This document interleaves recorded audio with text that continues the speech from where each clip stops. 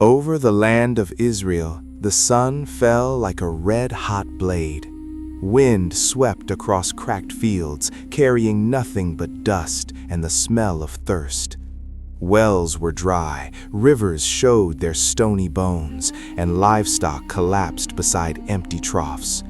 Children cried over stale crusts, elders searched the sky and then looked away, as if even hope could be mocked. People still prayed, yet their prayers bounced back as though the heavens had turned to bronze. In the palace of Samaria, Ahab tried to keep his royal mask while reports of failing harvests piled at his feet. He signed new decrees, raised taxes, hunted for water, every effort only exposing his helplessness. Beside him, Jezebel smiled with practiced coldness. She built altars to Baal, fed hundreds of false prophets, and ordered the name of the Lord erased from the people's lips. Those who resisted vanished in the night. Those who hesitated were forced to choose, kneel or be broken. The whole city lived in silence, a silence that smelled of blood. On the edge of Gilead, among thorn bushes and loose stone, a man in a rough cloak stared into a horizon blurred by dust. He had no soldiers, no throne, no reputation, only eyes that seemed to have seen what others feared to face. His name was Elijah. Most did not know where he came from. A few whispered that he was a man of God, but they whispered as if the wind itself were an informant. That night, when the fire had died and the desert turned bitterly cold, Elijah heard a whisper in the air, not the voice of sand, but a summons that tightened his chest. Now, he knelt, his dust-stained hand clenched as though gripping an invisible promise. He understood. The words about to leave his mouth would lock the sky and unveil the hearts of men. Elijah began to walk. Each step felt like trampling the fear of an entire nation. He knew he was heading straight into the lion's den, the king's court, where a sentence could be paid in death. But he also knew that if he stayed silent, the land would die in deception. When the stone gates of Samaria rose before him, the guards stared as if he were mad. Elijah did not slow. He lifted his gaze to the palace doors, and at that moment, the great doors opened. Footsteps rang on the stone. The king turned. Two pairs of eyes met, and the sky itself seemed to hold its breath. Elijah did not bow. He stood upright in the great hall like a crack running through the wall of power. Ahab stared down from his throne, trying to keep his voice steady, but his hands tightened around the edge of the seat. Jezebel remained behind the curtain, not stepping forward, letting her eyes speak instead, contempt and predation. "Who are you?" Ahab demanded, as if naming a man correctly could cage his fate. Elijah answered slowly, each word landing like stone. "I serve the Lord, the God of Israel." A murmur slid along the pillars. To speak that name in this palace was to strike flint against oil. Ahab forced a thin smile. "If you serve your God, then ask him to save your people from drought. They are starving." Elijah did not flinch. He stepped forward, close enough for all to hear his breath, far enough that no one dared touch him. "As the Lord lives, before whom I stand, there will be neither dew nor rain in these years, except by my word." The room froze. Ahab surged to his feet, his voice cracking with rage and fear. "You dare curse my kingdom?" Elijah held his gaze. Not a curse, a judgment. "You have built altars to Baal and called it life. Now you will see that idols cannot squeeze a single drop of water from the sky." Jezebel emerged from the shadows like a blade sliding free. "Seize him," she said, softly, yet sharper than any shout. A few guards stepped forward on instinct, then stopped. No one knew why. Perhaps it was Elijah's eyes. perhaps an ancient fear waking in their blood. Ahab shouted again, but in that instant a cold wind swept through the hall, and the oil lamps shuddered. Elijah turned away. He walked out as if the palace doors had lost the right to close against him. The next morning, Samaria awoke to a new reality. The dew was gone. Not gradually, as if something had been stripped from the air. Fields dried faster, leaves curled, even the moisture on men's lips thinned. In the palace, Ahab understood. The stranger's words were not a threat. They were a lock clicking shut across the heavens. Ahab's fury became a hunt. Watch posts doubled, spies were dispatched, roads were watched. Find him, Ahab commanded, even if you must turn every stone. Jezebel moved differently. She did not only hunt Elijah, she hunted anyone who still whispered the Lord's name. Meanwhile, Elijah had already gone far. As night fell, he heard the quiet instruction he could not resist. Leave here, hide by the brook Cherith, east of the Jordan. You will drink from the brook. I have commanded ravens to feed you there. Elijah went, carrying nothing but his cloak and the promise. Cherith was a thin thread of green among dry rock, yet its water was cool and real. Then, on the first morning, a black shadow cut the wind. A raven dropped bread and meat beside him. In the evening, another came. No one saw, no one knew, but God had set a table in the wilderness.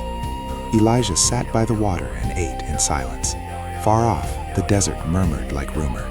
He knew the hunt had begun, and he also knew any refuge can become a battlefield. The brook Cherith still flowed, but each day it ran lower, as if the land itself were breathing hard.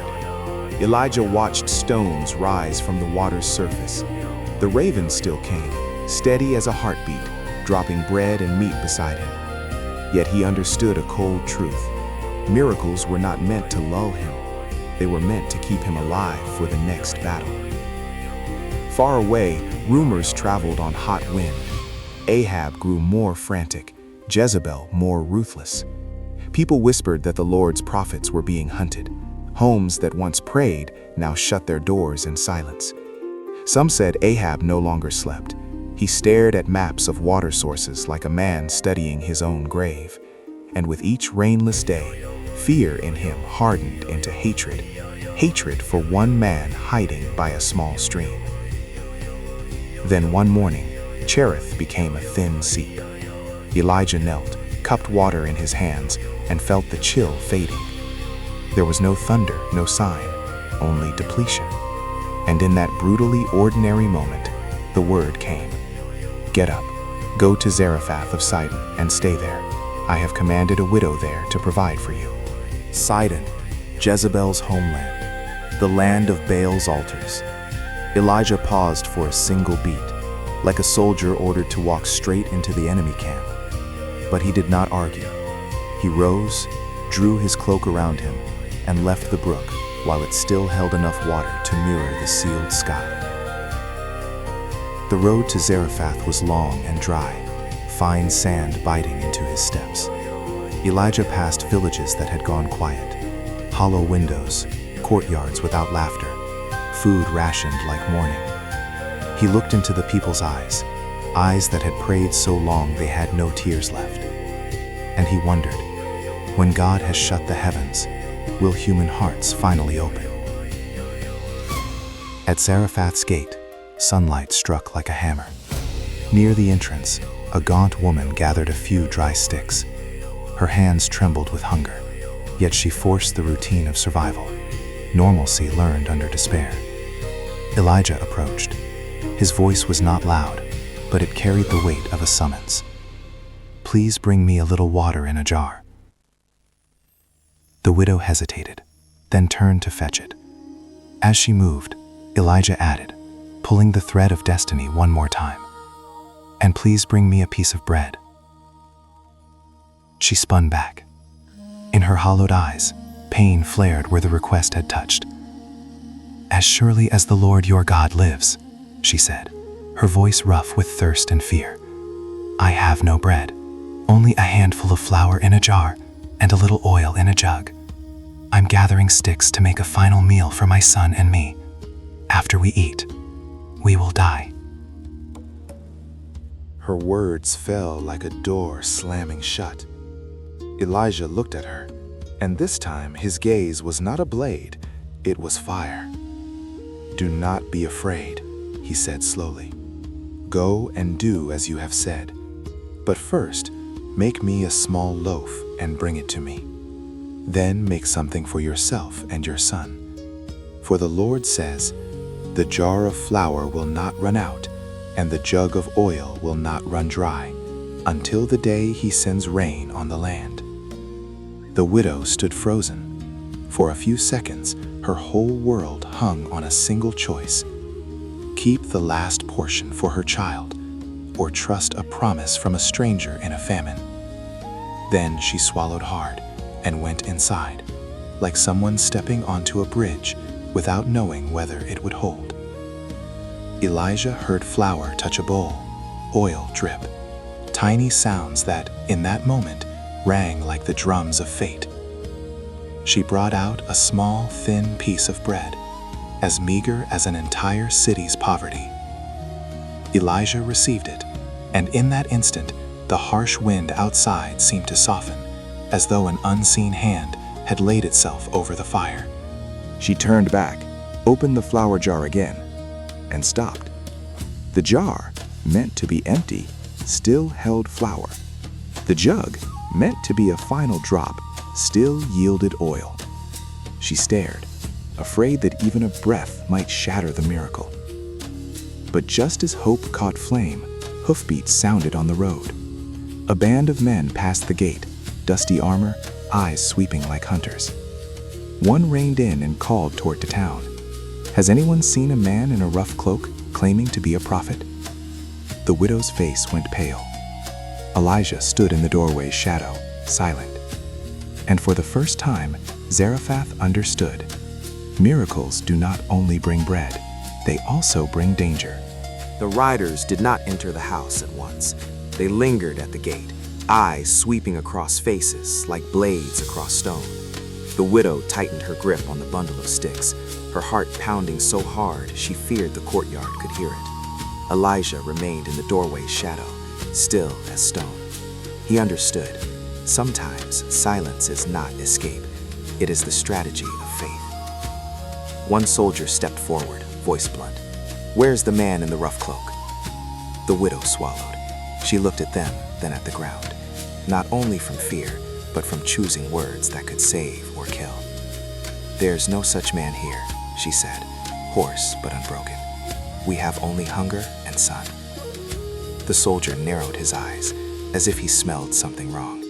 His gaze drifted into the yard and caught the flour jar by the wall, the oil jug near the hearth, things that should have been empty in a famine. He took another step. The widow shifted half a step back on instinct, shielding the doorway as though shielding her child. Elijah did not move, but inside he prayed, not for himself, but for the woman who had risked her last meal to trust a promise. And like an unseen wind, the soldier's attention slipped away. He turned toward the road, where another call sounded, another order tugging him from the threshold. "Move," he barked. "Search elsewhere." When the hoofbeats faded, the widow sank to the ground, breathing hard as if she had survived an axe. Elijah stepped out of the shadows, his voice low and steady. "You did the hardest thing. You chose to believe when you had nothing left to hold." Her eyes were wet. "What if they come back?" Elijah answered, "If they return, God will still be here before they arrive." The days that followed settled into a strange rhythm. Outside, famine tightened like a noose. Inside the small house, the jar of flour and the jug of oil kept renewing, as if an invisible hand measured each meal. The widow no longer counted days by sunlight, but by the moment she opened the jar and froze in disbelief. Each morning she looked at Elijah like a question without an answer. Who is this man, and why would God remember an unnamed widow in Sidon? Elijah spoke little. He prayed much. Some nights he stood at the door, staring toward Israel, where the sky remained sealed. He did not rejoice in judgment. He grieved over hardened hearts, over false altars still smoking, over a nation learning its lesson at the cost of tears. Yet he also knew God was not only punishing, he was calling his people back. Then, one afternoon, when hot wind blew like the breath of a furnace, the worst thing struck the house.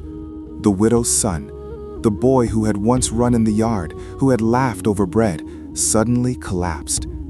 It began with coughing, then fever, then breathing that broke like a lamp about to die. The widow gathered him in her arms, called his name, shook him gently, but his eyes sank shut like a sky that would not rain. Her cry tore through the room. "No, no!" She turned on Elijah, and grief sharpened her words into a knife. "Why did you come here? To make God remember my sins? To kill my son?" Elijah did not argue. He looked at the child, then at the mother falling into an abyss. He understood. When miracles last, people begin to feel safe. When loss arrives, they immediately search for someone to blame. Elijah stepped closer, his voice gentle but not weak. "Give me your son." She hesitated, briefly, yet it felt like a lifetime. Then she handed the boy over, her hands shaking as if she might drop him. Elijah carried the child up the narrow stairs to the upper room. It was bare, dry wood, wind slipping through cracks. He laid the boy on the bed and stared at the pale face. And for the first time in many days, the calm on Elijah's features fractured. He fell to his knees, not like a man performing power, but like a man wrestling. His cry filled the cramped room. "Lord, my Pai, why have you brought tragedy on this widow who has sheltered me by causing her son to die?" Then he stretched himself over the boy, as though trying to push life back through breath and bone. Once, twice, 3 times. Each time was a plea, a pounding on a door no human can open, the door of death. Downstairs, the widow sat motionless, fingers clenched in her garment, as if gripping sanity. She heard footsteps, then the long pull of silence, and every second felt like a blade. She thought, "I believed, I gave, I survived, yet the dearest thing has been taken." Upstairs, Elijah lifted his face, tears not falling, but his voice breaking. "Let this child's life return." And then, a breath, thin as thread, a faint rise in the chest. Elijah froze, pressed his ear close, listening for a heartbeat. The boy coughed, eyes snapping open, like someone pulled from a deep pit. He cried, a small cry, but to Elijah it sounded like thunder of mercy. Elijah carried the child down. When the widow saw him, she sprang up, scarcely believing. My son." Elijah placed the boy into her arms. "Look, your son lives." She clutched him, then stared at Elijah as if a door had opened in the world. Her voice trembled, but this time not from fear. "Now I know you are a man of God, and that the word of the Lord in your mouth is truth." That night, the little house held more than bread and oil. It held something rarer. Faith forged through death and returned life. But beyond the walls, every miracle left a trace. Rumor began to crawl along the drought-stricken roads. In Zarephath, there is a prophet, and a widow's house never runs out of food. And when rumor reaches the powerful, it becomes an order. Elijah looked toward Israel, knowing hiding could not last forever. A mountain was waiting, an altar was waiting, and a confrontation was coming that would decide who this nation truly belonged to. 3 years passed like a wound that refused to close. Across Israel, people no longer asked, "When will the rain come?" They asked, "Who will die first?" Dust settled on abandoned altars. Seeds refused to sprout. Prayers turned into groans. And in the palace of Samaria, Ahab changed. He was no longer the ruler of a kingdom, but the prisoner of a thirst with no escape. He had walked to every dried spring, stared into the stony bottoms of wells, as if looking long enough might shame water into returning. He signed decrees, offered rewards, issued threats, yet the sky stayed silent. and that silence ate him day by day, until he needed a scapegoat for everything. The name he chewed like iron was Elijah. One morning, Ahab summoned his most trusted steward, Obadiah. Obadiah feared the Lord in secret, yet lived under Jezebel's shadow. He had learned how to survive in darkness without being swallowed, bowing when necessary, speaking little when required, and quietly rescuing those Jezebel meant to destroy.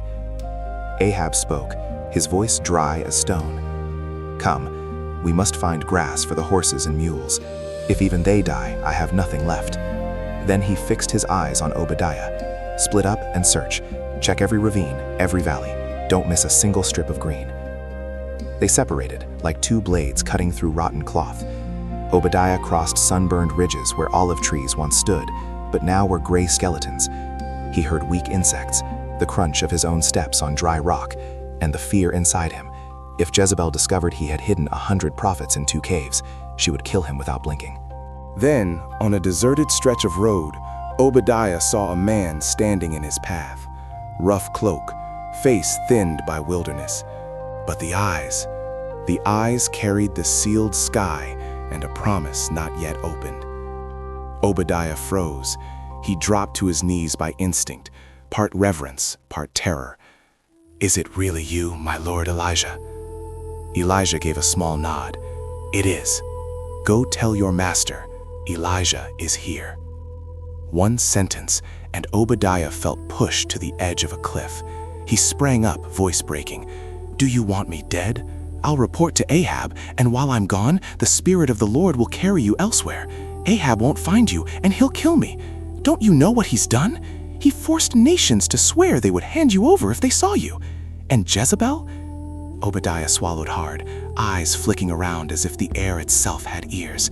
"Jezebel has killed the prophets. I hid 100 in 2 caves, 50 in each, and fed them with bread and water. If I go, I will lose my life." Elijah looked at him without scorn, without pressure, only the steadiness of a man who had faced kings without trembling. "As the Lord Almighty lives, before whom I stand, today I will present myself to Ahab." The word "today" fell like a seal. Obadiah understood. This was no longer a game of hiding. This was the day the heavens began to move. Obadiah ran. Each step felt like trampling his own fear. When he reached Ahab, the king was standing beside a muddy puddle, watching a horse gasp for breath. Obadiah panted, "I have seen Elijah." Ahab's head snapped up. Fire flared in his eyes. He asked nothing more. He moved at once, like a thirsty man who has smelled water, even if that water might be poison. When Ahab and Elijah stood face to face, the wind seemed to pause. The king's voice dripped with bitterness and accusation. "Is that you, troubler of Israel?" Elijah did not retreat. "I have not troubled Israel. You and your father's house have, because you have abandoned the Lord's commands and followed Baal." Ahab's face reddened. He was about to shout, but Elijah cut through him with a command sharp as lightning.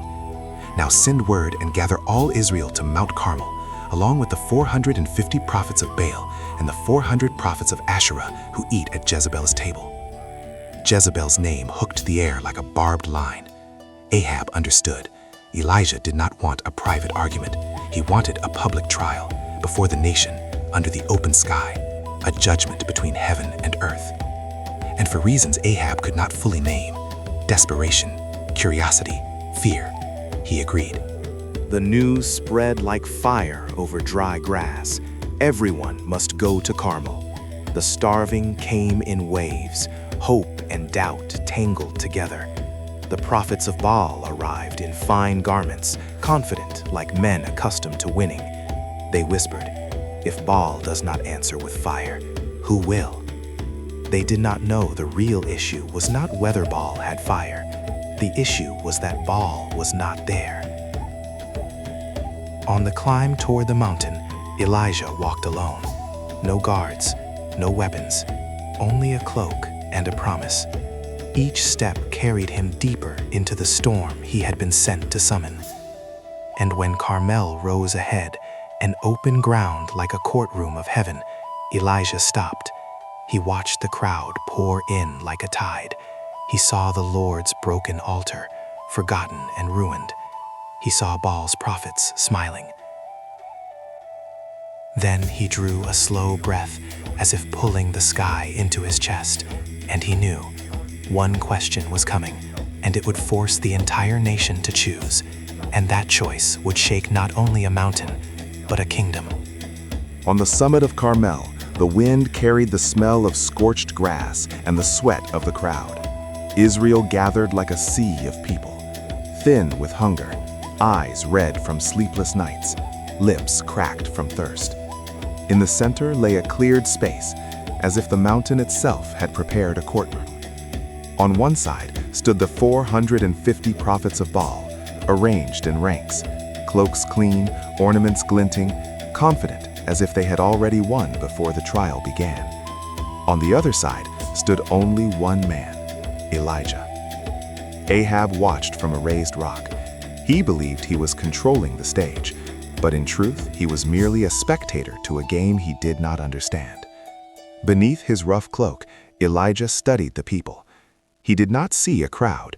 He saw a nation split in two, a collective heart wavering between light and darkness. Elijah stepped forward, his voice clear against the wind. "How long will you limp between two opinions? If the Lord is God, follow him. But if Baal is God, follow him."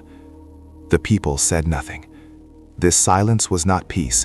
It was the silence of sin that had learned to disguise itself. The silence of those who wanted the Lord's blessing, yet also wanted Baal's pleasures. Elijah held their gaze for another beat, then turned to Baal's prophets like a blade turning. "I alone remain a prophet of the Lord," he said, "but Baal has 450 prophets. Let 2 bulls be given to us. Choose one, prepare it, and place it on the wood, but do not light the fire. I will prepare the other bull and also not light the fire. Then you call on the name of your God, and I will call on the name of the Lord. The God who answers by fire, he is God." A ripple of murmurs passed through the crowd. Baal's prophets smirked. Fire was their territory, at least in their minds. They answered together, as if accepting an easy game. Agreed. Elijah yielded them the first turn. "You are many. Begin." They chose the bull, slaughtered it, cut it, and placed it on Baal's altar. From morning on they cried, "O Baal, answer us!" They shouted, leapt, danced around the altar like intoxicated men. Their voices grew hoarse, but they screamed louder. The sun climbed high, burning like fire that refused to fall. There was no answer, no spark, only wind and the hollow growl of starving stomachs. They shifted from pleading to demanding. Their movements grew wilder, more frantic. At noon, Elijah watched them, then glanced at the people, as if he wanted them to see the emptiness of false promises. He lifted his voice, mocking, razor sharp. "Shout louder! He is a god, isn't he? Perhaps he's deep in thought, or relieving himself, or traveling, or sleeping. Wake him up." Humiliated before the nation, Baal's prophets flushed, then raged. They shouted until their voices cracked. They drew knives and spears and slashed themselves, blood running down arms and chests and stone. The blood tripped onto the dry ground like a sickened prayer. They raved into the afternoon, spun until they staggered, but the sky remained mute. No fire came. Baal did not answer. When the sun began to sink, Elijah stepped forward. He did not rush. He let the nation see. It was not that Baal was weak. Baal was not real. Elijah called out, "Come near to me." The people moved closer, drawn as if by an unseen force toward the truth. Before them lay the Lord's altar, torn down, stones scattered like forgotten memory. Elijah bent and lifted the stones one by one. He rebuilt the altar with 12 stones, 12 tribes, sealing again a covenant that had been ripped. He dug a trench around the altar, deep enough to hold water. Then he arranged the wood and placed the offering. The people watched, confused. Elijah turned to them. "Fill 4 jars with water and pour it on the offering and the wood." A low gasp moved through the crowd. Water was rarer than gold. In a drought, pouring water on a sacrifice was madness. Yet they did it. Water soaked the meat and the wood. Elijah said, "Do it again." They did. A third time. They did. Water ran into the trench and filled it to the brim, like a trap set for doubt. Ahab narrowed his eyes. Baal's prophets panted, watching as if Elijah were committing public suicide. The people held their breath. If fire did not come now, Elijah would not merely fail, he would die. Elijah approached the altar. He did not dance. He did not scream. He did not cut himself. He simply lifted his face toward heaven, like a man who knew exactly whom he was addressing. And he prayed, short, but every word like a key turning in the sky. Lord God of Abraham, Isaac, and Israel, let it be known today that you are God in Israel, and that I am your servant, and that I have done all these things at your word. Answer me, Lord, answer me, so these people will know that you are God, and that you are turning their hearts back again. A moment of silence fell, so heavy you could hear hearts beating. And then, from the dry blue sky, fire fell. Not a small flame, but a torrent. It devoured the offering, devoured the wood, licked the stones, drank the water in the trench, and left the ground stripped bare, like a sentence executed. The people collapsed in terror, struck down by truth. Their voices rose together, no longer wavering. The Lord, He is God. The Lord, He is God. Baal's prophets stood frozen, faces drained white. Ahab's mouth opened, but no words came. And Elijah, his eyes no longer mocking, burned with the same fire that had fallen. He knew this was not the end. This was only the first verdict. The people were still on their knees when the cry, "The Lord, He is God," echoed across the mountain. But Elijah would not let that moment fade into a brief surge of emotion. He knew, if truth ends as feeling, tomorrow the nation will drift back to false altars. He stepped forward, his voice no longer mocking but commanding, the voice of a man standing for the covenant. Seize the prophets of Baal. Do not let a single one escape. The crowd hesitated, having seen fire from heaven, yet still trembling at what it meant to choose a side. Then one man moved, then another. Fear traded places with resolve. Baal's prophets backed away, panic flashing in their eyes. The ones who had screamed all day now fell silent. They searched for gaps in the crowd, but the crowd closed like a sea. Ahab watched, his face drained. He realized his power, built on compromise and fear, was slipping through his fingers. He wanted to call guards, to issue orders, to protect Jezebel's men, but no words came. The fire that had fallen had burned more than an offering. It had burned his confidence. Elijah turned to Ahab, his voice low but sharp.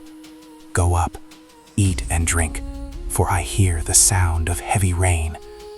Rain, after 3 years of a locked sky. Yet Elijah spoke as though rain stood just behind the mountain. Ahab left, not because he believed, but because he no longer knew how to resist. He went down the slope carrying hunger in his body and humiliation in his heart.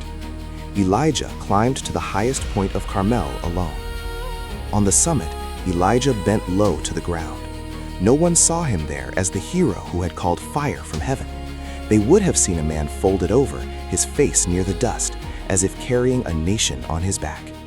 He placed his head between his knees and prayed, not with polished words, but with stubborn persistence, like driving stakes into the sky. He called his servant, "Go and look toward the sea." The servant ran to the edge, squinting at the horizon. Only sun, only heat shimmering. He returned. There was nothing. Elijah did not waver. "Go again." Second time, nothing. Third, nothing. Fourth, fifth, sixth, the heavens still looked like stone. Each nothing was a test of faith. After fire, would there be rain? After victory, would there be an answer to thirst? The seventh time, the servant came back, his voice altered, astonished, almost afraid. "I see a small cloud, as small as a man's hand, rising from the sea." Only a small cloud, small enough to be mocked. But Elijah rose as if hearing a trumpet. God did not need to begin big. He only needed to begin true. Elijah said, "Run down and tell Ahab, harness your chariot and go down before the rain stops you." Before anyone could grasp it, the sky changed color. Wind surged, gathering dust, then pushing moisture into the dead land. Clouds thickened like an army advancing. The first thunder rolled, a sound Israel thought it had forgotten. Then the first drop struck hot stone with a sharp tap, like a signature. A second, a third, and then the heavens opened. Rain poured as if the sky were releasing 3 years stored up. The people cried out, not in fear, but in relief. Faces lifted to catch water like life. The earth breathed the scent of wet soil, the scent of hope. Carmel, the mountain of judgment, became the mountain of mercy. Ahab leapt into his chariot and urged his horses toward Jezreel before the roads turned to mud. But something stranger happened. Elijah ran too. The hand of the Lord was upon him, a strength beyond human strength. He gathered his cloak and sprinted through rain and wind, outrunning the king's chariot like a living sign that God still led history. As they neared the city, Ahab watched Elijah's figure ahead, his heart split between fear and fury. He knew he no longer controlled the story, and he knew who would never tolerate that. Inside the palace, Jezebel waited for news. And the news would not only be, "The rain has returned." It would be, "Baal was silent, fire fell at Elijah's word, and your prophets were defeated before the nation." Ahab entered like a man carrying a storm. He reported everything. Each sentence cut into Jezebel's pride like a blade. She did not weep. She did not shake.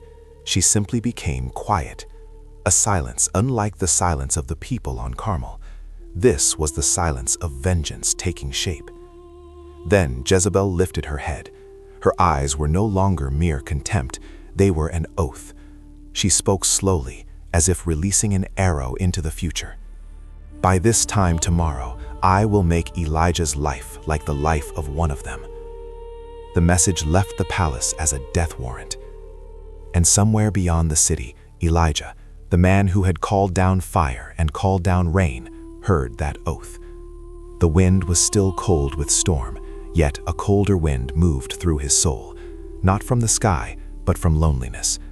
For he understood, the battle on Carmel was won, but the war inside human hearts, and inside his own, had just entered its next round.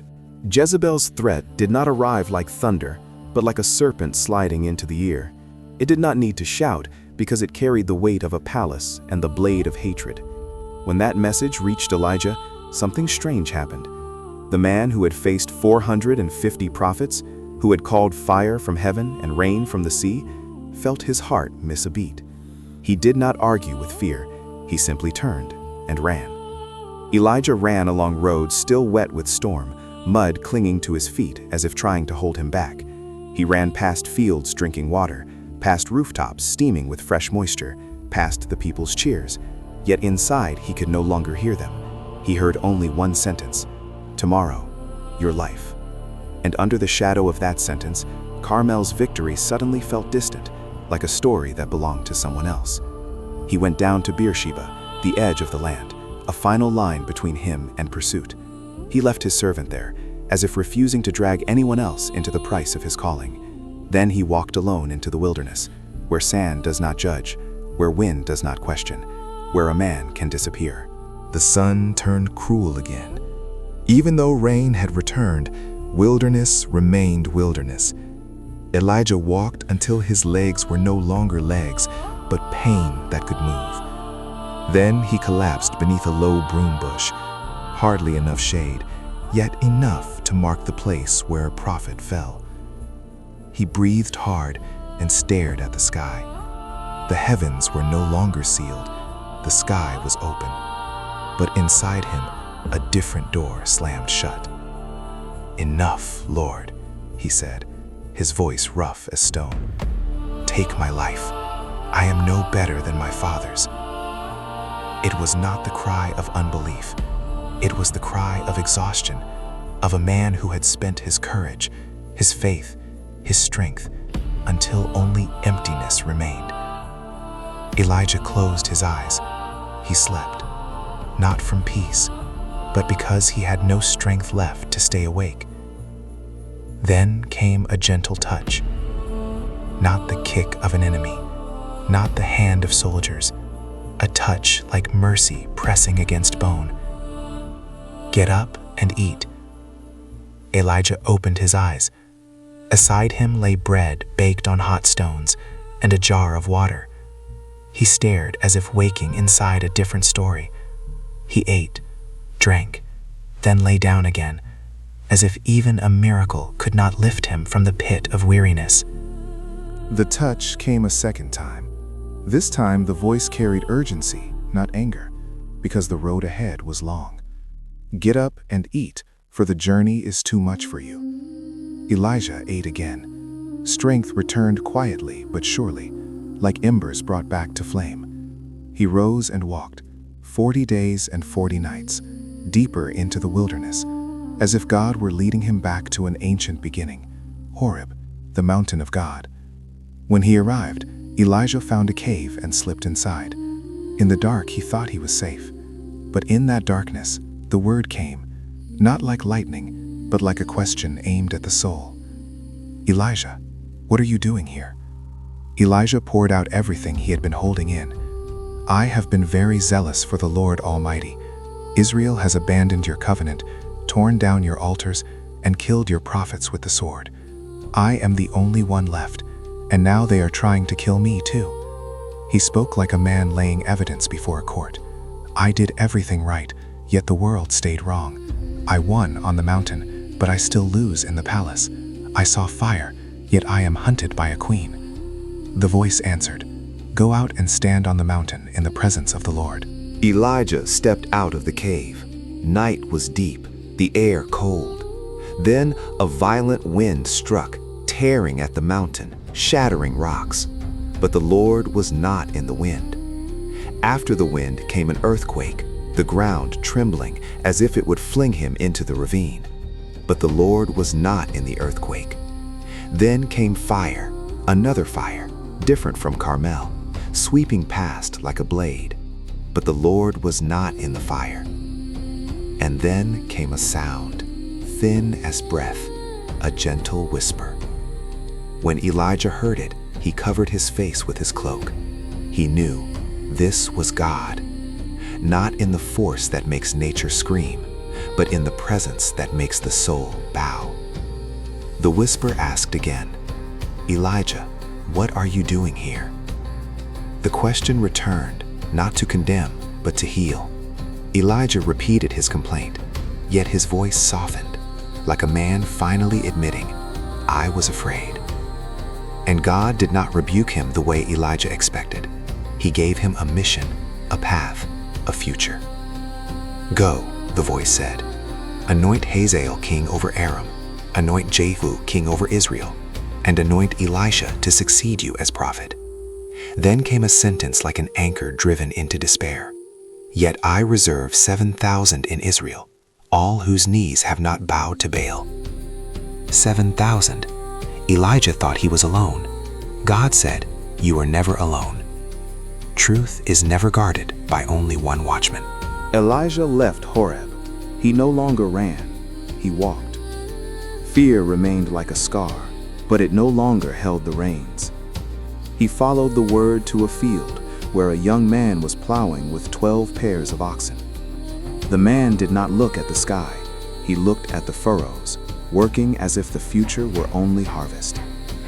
Elijah came up behind him and threw his cloak over his shoulders. The young man startled and turned. Their eyes met. One pair that had seen fire and rain, another that did not yet know it was about to become a storm.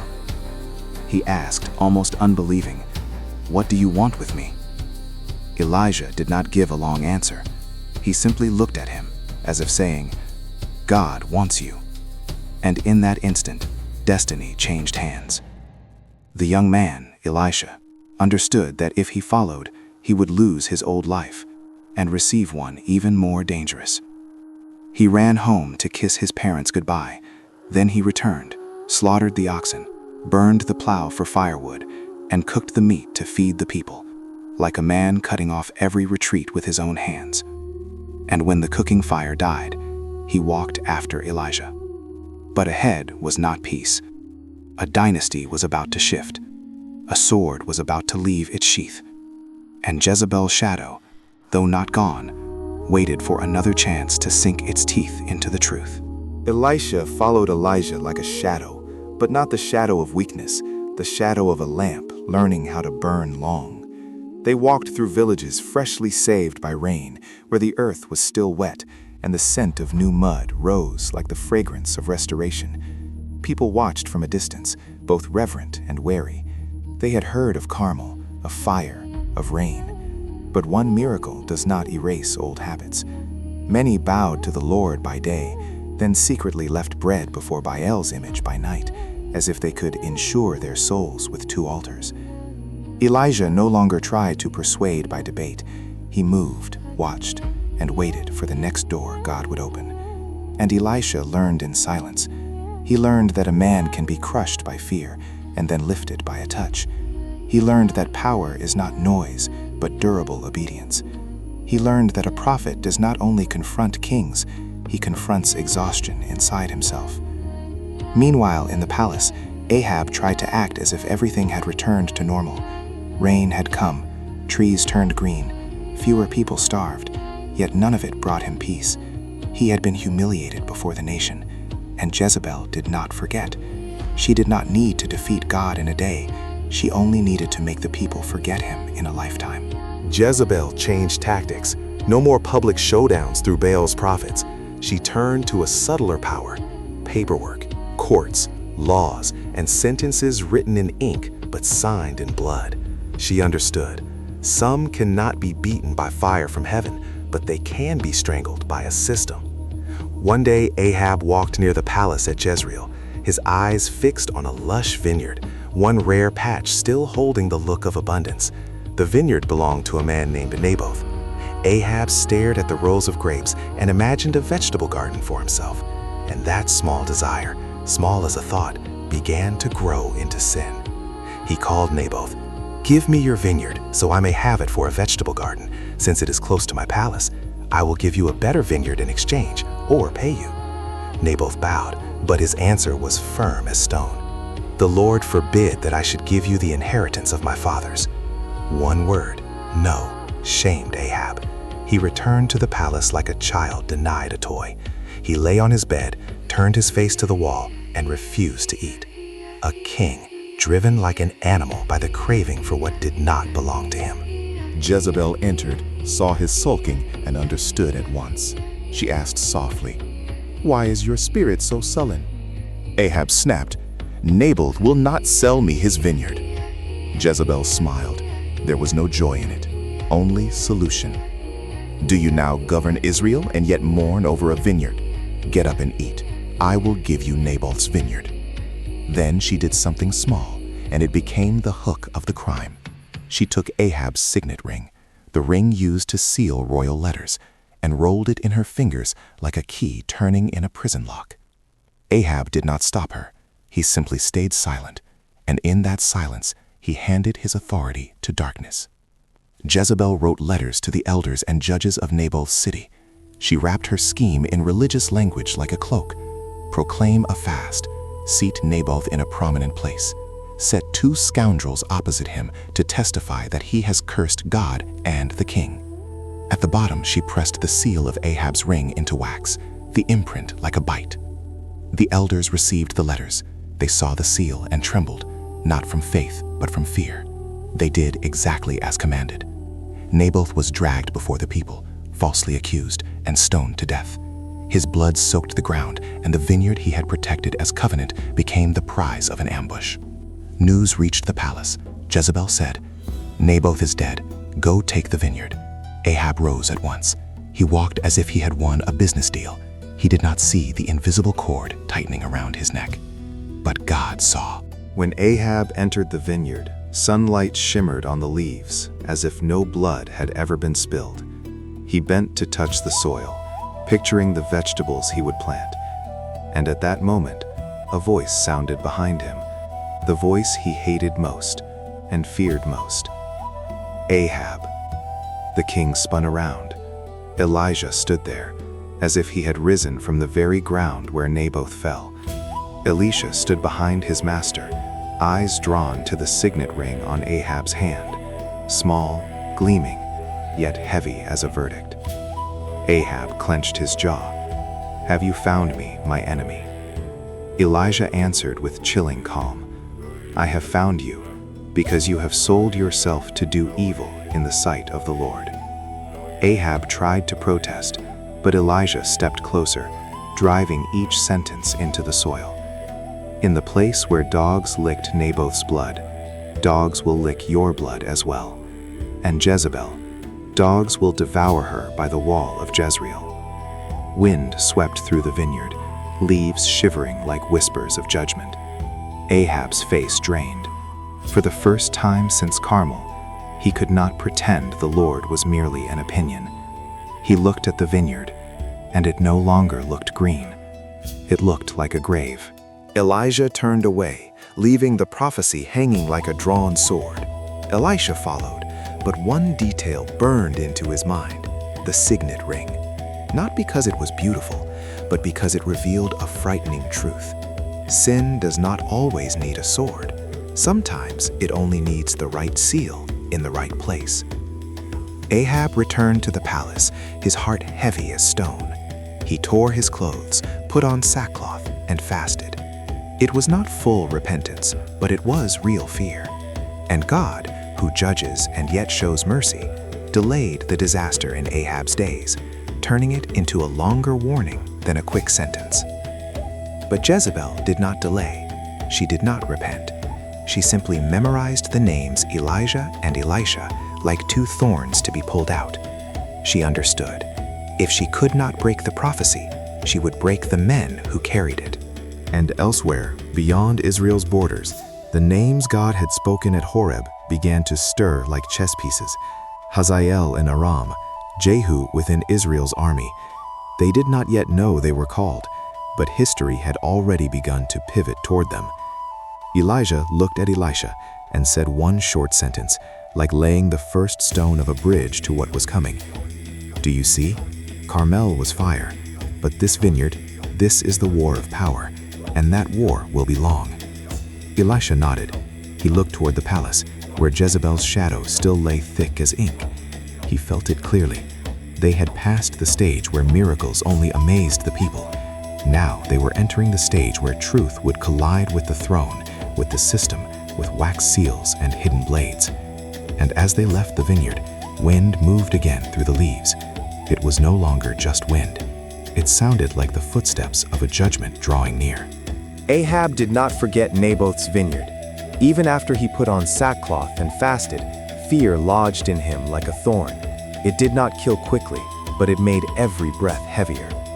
And when rain returned, when the people began to plant again, Ahab wanted to prove he was still king, that Elijah's word was only wind. The opportunity arrived in the shape of war. Ramoth-Gilead, a strategic city on the border, was still held by Aram. Court commanders argued that if Israel did not reclaim it, the nation would look weak. Ahab listened, and pride woke in him like a hungry animal. He sent for Jehoshaphat, king of Judah, to join forces. Jehoshaphat agreed, but he said the sentence Ahab hated: "First, inquire of the Lord." Ahab scoffed and summoned 400 palace prophets, men trained to say what the king wanted to hear. They shouted as one, "Go up, you will succeed. God will give the city into your hand." Jehoshaphat watched them, uneasy. "Is there no prophet of the Lord here besides these?" he asked. Ahab's face tightened as if swallowing bitterness. "There is one," he admitted, "Micaiah son of Imlah, but I hate him because he never prophesies anything good about me, only disaster." Yet, because Jehoshaphat insisted, Micaiah was brought. As he stood before the two kings, the 400 prophets kept roaring victory like drums. Ahab stared at Micaiah as if forcing him into the same chorus. "Speak," Ahab pressed. "Should we go to war at Ramoth-Gilead?" Micaiah met his gaze. At first, he answered with biting irony, "Go up and triumph." But Jehoshaphat recognized the tone, and Ahab did too. He flared. "How many times must I make you swear to tell me nothing but the truth in the name of the Lord?" Forced to be plain, Micaiah's voice changed, no longer playful. He spoke like a man who had watched heaven's curtain pulled back. "I saw all Israel scattered on the hills like sheep without a shepherd. And the Lord said, 'They have no master. Let each return home in peace.'" Then he added, like a final nail, "If you return in peace, the Lord has not spoken through me." Silence fell across the court. Ahab's face burned, exposed before Jehoshaphat. He snapped to his officials, "Put him in prison. Feed him bread and water sparingly until I return safely." Ahab still went, but fear made him do something very human. He tried to cheat fate. He told Jehoshaphat, "I will enter the battle in disguise, but you wear your royal robes." Jehoshaphat hesitated, then agreed. So one king wore the look of a king, while the man targeted by prophecy hid behind ordinary clothing. Battle erupted. The Arameans had been ordered, "Fight only the king of Israel." They spotted Jehoshaphat in royal robes and swarmed him. Jehoshaphat cried out, and they realized he was not Ahab and turned away. But then, at that precise moment, an arrow, unplanned, random, flew through the chaos. It struck Ahab between the joints of his armor. He jerked, eyes widening as if understanding at once. Fate does not need to see the king's face to find the king. Ahab whispered to his charioteer, "Turn back, I am wounded." He stayed upright so the army would not panic. Blood spread, and as evening approached, strength drained from him like water from a jar. When the sun set, the king of Israel collapsed. News of the king's death moved fast as wind. The army scattered, exactly as Micaiah had said, each man to his home. Ahab's body was carried back to Samaria, and when they washed the chariot, the bloody water ran down, and dogs came to lick it. A small detail, yet like a cold seal pressed onto Elijah's words spoken in the vineyard. Jezebel heard, and her face did not change. She did not mourn like a queen. She calculated like a ruler. A dead king did not frighten her. What frightened her was this: prophecy was completing itself piece by piece, like a trap closing. Elsewhere, Elijah and Elisha learned the news the way prophets do, not by letters, but by a tremor in the soul. Elijah looked towards Samaria and spoke softly, as if to himself. The word of God does not run, it simply arrives on time. Elisha asked, "What comes next?" Elijah answered, "Next are the names from Horeb, the swords God has prepared, and you will have to stand closer to those swords." In Aram, a man named Hazael was learning how to become a storm. In Israel's army, a man named Jehu was learning how to wait for the right moment.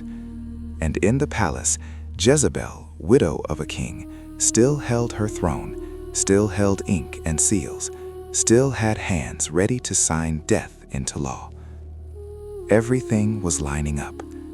And as history drew taut like a bowstring, Elijah knew the most terrifying thing was not war, but the moment God decided to release his arrow, and no disguise would save anyone. After Ahab's death, the palace in Samaria did not collapse the way people expected. It simply changed its breathing. An empty throne did not weaken Jezebel, it made her more dangerous. She no longer had to share power with a man easily steered by desire. She became the center of a network. Officials, false priests, merchants, people who had learned to live by compromise. Ahab's son took the throne. He tried to look strong, but his mother's shadow fell over every decision like a black curtain. Meanwhile, Elijah was nearing the end of his journey. He knew it. Some men age by years, and some age by weight. Elijah was the second kind. He had seen fire, rain, fear, restoration, and he understood. It was time for the cloak to change hands completely. But the transfer would not happen in a palace.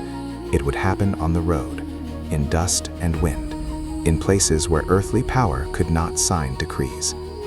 One day Elijah said to Elisha, "Stay here, for the Lord has sent me to Bethel."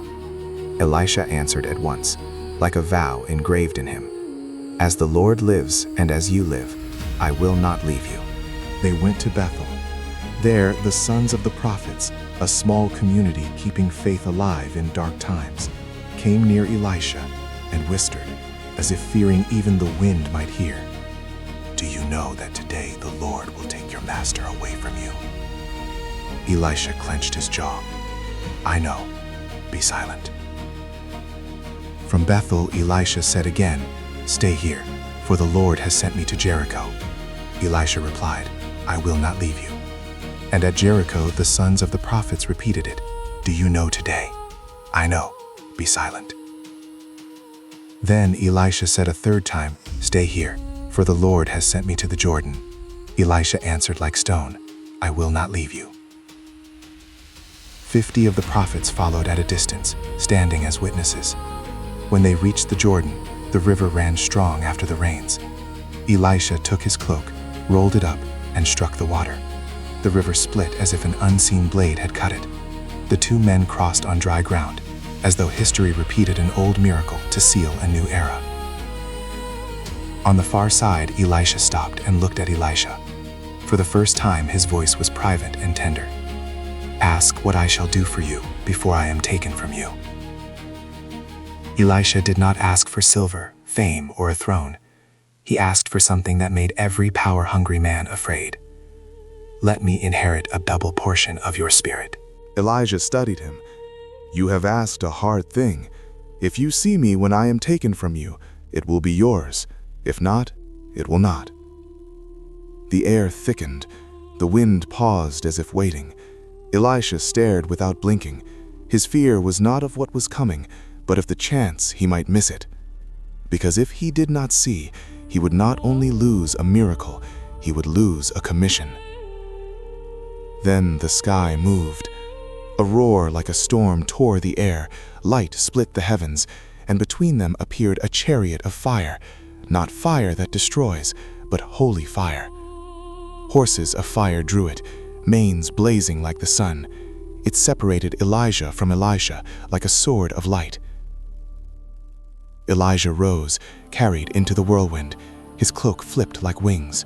In that moment, Elisha saw, not only with eyes, but with soul, and he cried out, my father, the chariots of Israel and its horsemen." Then Elijah vanished into the fiery cloud. Silence fell heavy as stone. Elisha stood trembling. Loss came like a blade. He tore his garment, a reflex of grief, as if the body itself must mourn. And then he saw it. Elisha's cloak had fallen, lying on the ground like a relic, not mere fabric, an unmistakable sign. Authority does not disappear. It is given. Elisha picked up the cloak. He turned back to the Jordan. The water still flowed as if nothing had happened, but inside him, everything had changed. He lifted the cloak, struck the water, and spoke one sentence that made heaven and earth seem to hold their breath. "Where is the Lord, the God of Elijah?" The river split. No delay, no hesitation. It split as before, as if God answered instantly. "I am still here. I did not go with the man into heaven. I remain with the one entrusted." Elisha crossed. The 50 sons of the prophets watched from a distance, eyes wide. They whispered like men who had seen history repeat itself. The spirit of Elijah rests on Elisha. They ran and bowed before him, not because he was greater than they, but because they knew the torch had been placed into new hands. But while they trembled in reverence, another darkness waited in Jezreel. Jezebel still lived. The prophecy over her was not yet complete, and the names spoken at Horeb, Hazael, Jehu, were still moving forward like crushing wheels. Elisha tightened the cloak in his hand and looked to the horizon. His master was gone, but the war was not over. In truth, it had just entered a more dangerous phase, one where miracles would not merely prove who the true God was, but topple thrones, tear systems apart, and drag those who believed themselves immortal back to their rightful place, beneath the word of God. Elisha stepped away from the Jordan with his master's cloak in his hands, but the first thing he faced was not a throne or a battlefield. It was ordinary grief. In Jericho, the people gathered, eyes heavy with fear. This city is well placed, but the water is bad and the land is unfruitful. A small problem to kings, but a death sentence to families. Elisha did not preach at length. He asked for a new bowl, put salt in it, walked to the spring and said, "Thus says the Lord, I have healed this water." The water turned clear. The land began to breathe again. No fire from heaven, no thunder, only a quiet change, as if God were saying, power is not only for epic moments, but also to rescue a community from despair. Yet soon after, Elisha met another truth. Not everyone fears what is holy. On the road to Bethel, a group of youths mocked him, aiming not merely at Elisha, but at the authority of God himself. Elisha turned back, not out of wounded pride, but because the nation had grown used to laughing at holiness. Judgment fell as a warning sign. No one can treat faith as entertainment without a cost. The rumor spread quickly. The spirit of Elijah truly rests on Elisha. Still, darkness remained thick. The palace in Samaria continued to breathe compromise. Hidden hands still lit candles at false altars. And deep within the structure of power, one name was being drawn forward by God like an arrow on a bowstring: Jehu. Elisha did not rush into the palace himself. He did what God often does in crisis: act quietly, but decide publicly. He called a young prophet, placed a flask of oil in his hand, and gave him instructions like a sealed order. Go to Ramoth Gilead, find Jehu, lead him into an inner room, pour the oil on his head, and say, "The Lord anoints you king over Israel." Then open the door and run. Do not linger. The young prophet went like a small flame carrying a storm. When he arrived, Jehu was seated among commanders. The stranger called, "I have a message for you, commander." Jehu rose and followed him into the inner room. The door shut, the flask opened, oil poured over hair and brow, warm, heavy as destiny. The word came, "The Lord anoints you. You will strike the house of Ahab. I will avenge the blood of the prophets and Jezebel." The door flew open. The young prophet vanished like wind. Jehu stood alone, oil still running. When he returned, the commanders stared and asked, "What did he say?" Jehu tried to brush it off, but they pressed him. And when the truth surfaced, something unexpected happened. They did not resist. They acted as though they had been waiting. They spread their cloaks on the steps, blew the trumpet, and cried, "Jehu is king." From that moment, history's wheels screamed into motion. Jehu drove like a storm toward Jezreel. The watchmen saw dust rising and warned King Joram, Ahab's son. Joram sent a horseman to ask, "Is it peace?" Jehu answered like a blade, "What peace, while the harlotries and sorceries of your mother Jezebel are so many?" The horseman turned back trembling. A second rider went and received the same answer. On the tower, the watchman gasped, "The driving is like Jehu's, furious." Joram and Ahaziah, king of Judah, rode out to meet Jehu. They met on the very land of Naboth, as though God himself dragged them back to the place where blood had soaked the soil. Joram asked, "Is it peace, Jehu?" Jehu replied, "What peace, while the house of Ahab remains in sin?" Joram turned to flee, but Jehu's arrow was already loosed. It pierced the king, and Joram collapsed. Jehu ordered his body thrown into Naboth's field, closing Elijah's old word like a final seal. Ahaziah fled and was struck down as well. Along the roads the news ran like lightning. A dynasty was falling. Then Jehu entered Jezreel. Above him, Jezebel appeared at a window. She painted her eyes, adorned her head, and looked down as if she were still untouchable. Her voice cut cold. "Is it peace, Zimri, murderer of your master?" She tried to frame Jehu as a contemptible traitor, but Jehu did not argue. He only lifted his face and asked a question that made the palace tremble. "Who is on my side?" Behind the curtains, eunuchs, men who had served Jezebel, looked at one another. They had seen too much blood to believe she was immortal. They bowed toward Jehu. Jehu spoke a short command, "Throw her down." In that instant, power changed hands. Jezebel was hurled from the window. The sound of the fall was smaller than the silence afterward, the silence of prophecy becoming matter. When Jehu entered, he said, "Go bury her. After all, she is a king's daughter." But when they searched, only fragments remained, because dogs had come. Elijah's word echoed without anyone needing to repeat it. Jezebel would have no grave. The city understood. This was not merely a coup. This was God's surgery upon a rotting system. Jehu continued, uprooting Ahab's house and Baal's priests, pulling false altars down like houses built on sand. And as the report spread across Israel, those who had once whispered, "The Lord, He is God," on Carmel, shivered again. God answers not only with fire and rain, He also answers with timing, with justice, and with one question spoken at the exact moment: "Who is on my side?" Elisha watched from a distance, not celebrating like a conqueror. He remembered what his master learned on Horeb. The Lord is not always in the wind, the earthquake, or the fire. Sometimes He is in a whisper, and sometimes He is in history's wheels grinding through sin. Elisha looked down at the cloak in his hands and understood. Elijah's legacy was not a single spectacular moment, but a life that stood upright in darkness until the word of God finished the rest. And so the story closes not with perfect calm, but with a warning that carries into every age. Power may last long, but not forever. False gods may be loud, but in the end, they are silent. People may hide, but they cannot disguise themselves before God.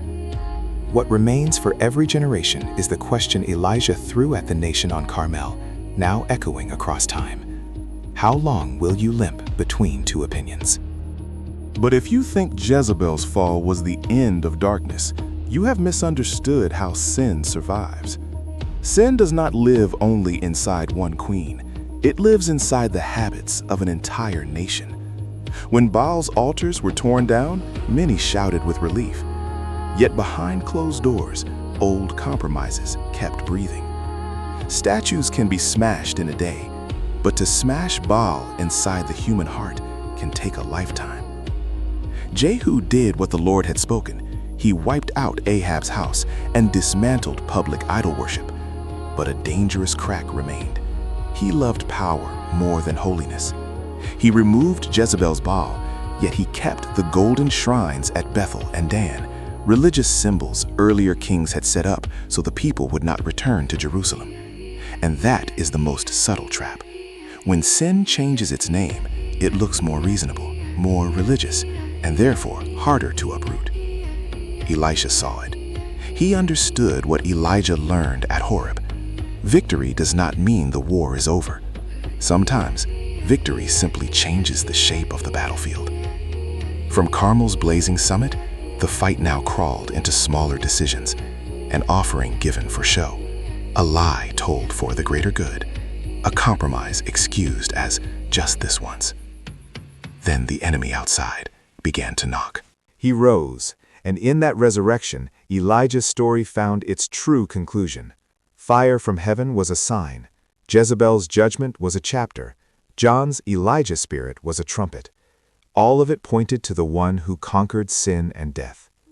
And then he spoke to those who followed him, not a plan of revenge, but a mission. Go, bear witness, bring light into every dark place. But do not misunderstand. The war still continues. It has simply changed its face. The Jezebels of the New Age do not always stand at palace windows. They may stand behind systems, behind media, behind money, behind comfortable promises. Baal is not always a stone idol. It can be anything that demands your kneel in exchange for safety. And that is where Elijah's question on Carmel returns. Deeper now. Which side will you stand on? Just as Jehu asked beneath the window, "Who is on my side?"